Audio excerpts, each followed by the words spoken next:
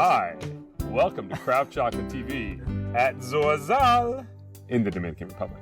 And we are so happy to be sitting here on the reserve, which is a place that we've been buying beans from for probably 5 years. Yeah, and I think we've been buying beans for 7 years from. Yeah. Yeah, and it's ever evolving.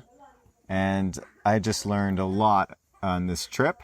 And so today we're going to go into some of the details of what we've learned recently about production in the Dominican Republic, the fact that it's the largest organic producer in the world. Totally. And the system in which they grade beans, which appears to work really well. Sounds great. And should probably apply to other countries. Should we introduce ourselves? I mean, everyone knows who you are. So I'm Greg De Alessandre. Oh, yeah. Greg D, the loud guy. Also Greg. This is Dylan, a.k.a. Butterbaugh. Ooh, getting that in there. Getting personal. Sorry. I have a microphone on my back because I'm too loud, so I'm feeling a little sensitive. Which is something that almost everyone already knows. Yeah. No, I'm so loud. This is Dylan Butterbaugh, the owner, founder, and all-around awesome dude who's made Manoa Chocolate a reality, as well as made Craft Chocolate TV the amazingness that it is. Well, thank you very much. That's very flattering. And it has been lovely to have you on the show as a repeat friend and co-host. Repeat! Yeah. So I'm glad we're on the road now. We're on the road. Oh my God, we've taken it on the road. Yes. And on this road, we've recently found out that the Dominican Republic... It is a dirt road, which is actually, they paved a lot of it. It used to be a dirt road all the way here, and it would rain, and it would take hours and hours and hours to which it like. I mean, not to dive into that, but it's actually, this is like one of the things. There's something charming about that. Well, I was also gonna say it's one of the things that's really great about like spending time with the cocoa producers you work with, because you get a real understanding of like how hard it is to do this job. Where it's like, if you can't even drive cocoa out of there. Like, it's just like all of the logistics become hard. Well, you pointed out something really interesting. One of the reasons the Dominican Republic has been so successful with cocoa, despite having much higher wages. Yep. I found out that I think it's $12 or $13 a day for somebody to work out in the compost in the fields, which I think in somewhere like Nicaragua is maybe $4, and in West Africa might be $2. Yep. Is because their infrastructure is so good. Yeah. The roads are good. Yeah. Things don't take that long to get around. And then its location being very close to the United States helps a lot as well. Well, and part of it also as well as Europe's not that far either. Totally. The part of the infrastructure being good also is that in the Dominican Republic, most of the cocoa here is centrally fermented. You know, so if you look at like West Africa, most people are fermenting their own cocoa, so they're selling dried beans. Here, most people are selling wet beans to a centralized fermenter. The three biggest ones in the Dominican Republic are Roig, Resec, and Conocado. Conocado is a co-op. Roig and Resec are businesses. But what it means is there's competition. So if the roads are good enough, what it means is the distance you can travel with your beans. Someone's on a motorcycle traveling there right now. The distance you can travel with your beans is further. So you can have Oco Caribe and Zorzal and Conocado and a number of these different potential buyers that you can potentially sell to. And when there's options, you get a better price. Yeah, and to give ideas on that, as far as volumes produced in the country, it's somewhere between 80 and 90,000 tons a year, which we did the math just now, translates to about 3,400 40-foot containers. I was going to say a ton of cocoa, but it's a lot of more. tons of cocoa. Well, and the three I just named, Conocado does about 18,000 tons a year, as opposed to like Oco Caribe, which some of you might know, does about 500 to 700 tons a year, and Zorzal does about 200 tons a year. So there's also a lot of sort of different sized producers. Even though they're all centrally fermenting, there's different sized producers. And so it's one of the things I really love about the Dominican Republic in cocoa is that it does feel like, and like people say, you get better prices. Like the farmers are getting better prices here for the work that they're doing. And I definitely appreciate that. I also found out on our drive up here, the price is somewhere, the farm gate price, meaning what would be purchased from the farmer at their farm in the form of wet seed, is the equivalent of about 18 to 20% less than the commodity rate at the time. Like the New York Stock Exchange somewhere between 18 and 20% less. Whereas Rosal is obviously paying more because they expect more. Right. And then doing the rest of the work themselves. Well, and just give a little comparison. I believe right now in Côte d'Ivoire, the price paid to co-ops is around $1,600 per metric ton and that's paid to the co-op. That's not paid to the farmer. That's the co-op, which is a collection of farmers. Is $1,600, and that's for finished, fermented, dried cocoa, bagged cocoa, versus here. A farmer gets about $2,000 per ton for wet beans. And so that's dry weight equivalent. We won't get into what dry weight equivalent is, but look it up if you're interested. The internet is your friend. But we can cover it later. The internet is not always your friend. Sometimes the internet is terrible. Anyway, different episode. But so 2,000 for wet beans. So it's a lot less work direct to the farmer. So it's not going through a co-op. So if the co-op gets 1,600, the farmers themselves are probably getting 1,200 maybe. So that's a lot more money for 50%. Less. So yeah, but for less work. And just that would beans. mean probably dried seed. That's exactly. That's for dried seed, which takes 2 weeks of effort to do. This is maybe a great moment to jump into the two different types of cacao that are produced on this island. The island of Hispaniola? Indeed. Once upon a time. Once upon a time. So there's two types of beans that are for sale. One gets a lower price, one gets a higher price because one is more work. Yep. Hispaniola is the higher quality. Yep. And Sanchez is the lower quality or less work involved. Yeah, Sanchez is unfermented.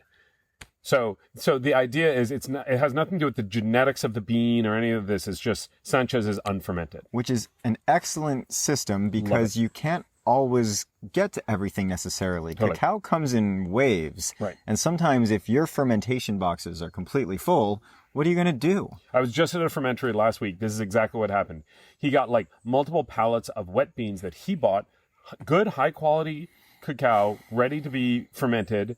He didn't have any more space in his boxes, so it had to sit out for 3 days in bags, which meant that like it, for buying wet beans, you have like people would argue differently, but like ideally you would get the wet beans into fermentation boxes within 4 or 5 hours.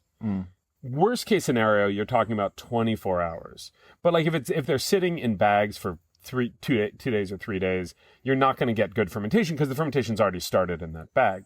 And that's basically what he said. He said like, yep, it's unfortunate. I bought these beans. I didn't have any room and now they're going to be Sanchez. But to still be able to get a decent price. Awesome.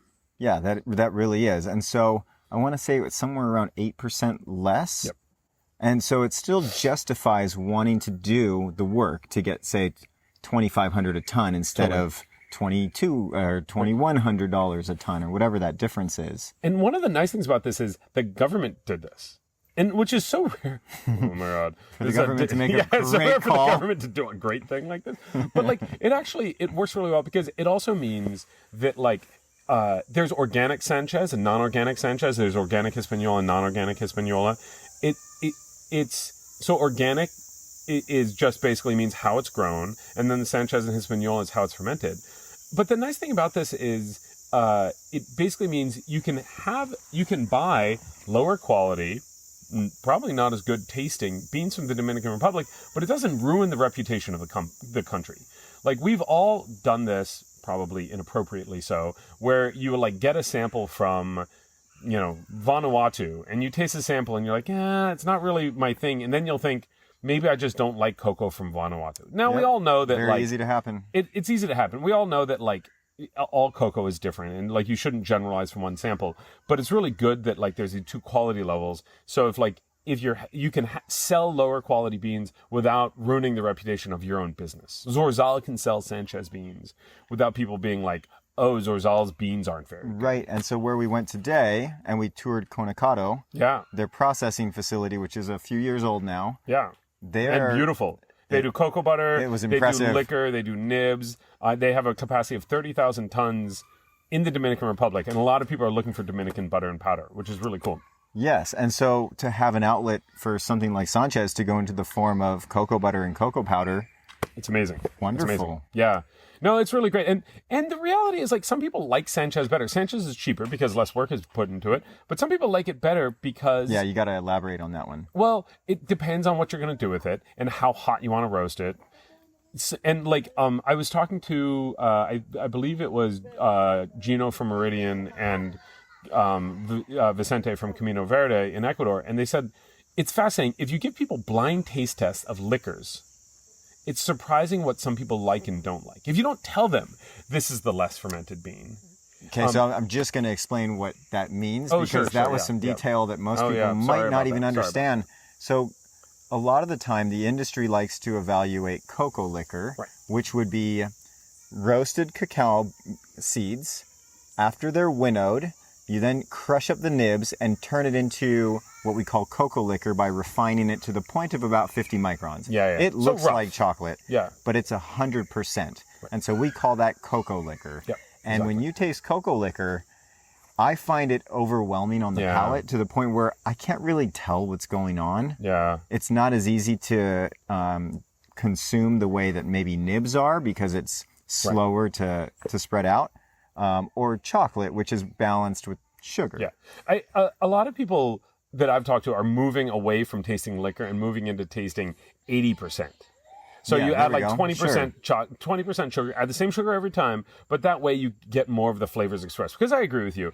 It's like, I always think of it as kind of like, it's like music. And if you turn the music up all the way, you're not like hearing the music, you're just hearing, sound.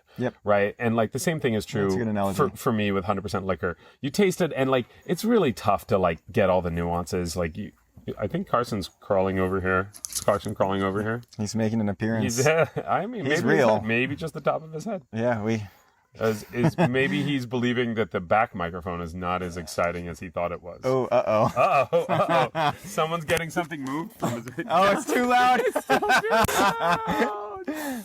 Do I just need to speak up? Here. No. Oh my God, it's still too loud. Don't wiggle your chair. All right, I won't wiggle my chair. It's cool. It's a very stable plastic chair that's never going to get wiggled. On a hill. Oh, wiggle. Ah. Keep going. This is your fault. This would have never happened if you weren't here. He's talking to Janady, who is here with us in the Dominican Republic and has a burgeoning chocolate business in Vancouver that she doesn't want us to talk about. She's shaking her head. I think it Corona. Yeah, it's like... exactly. Did I say that right? Kelowna. Oh, yeah, outside of Vancouver. Kelowna.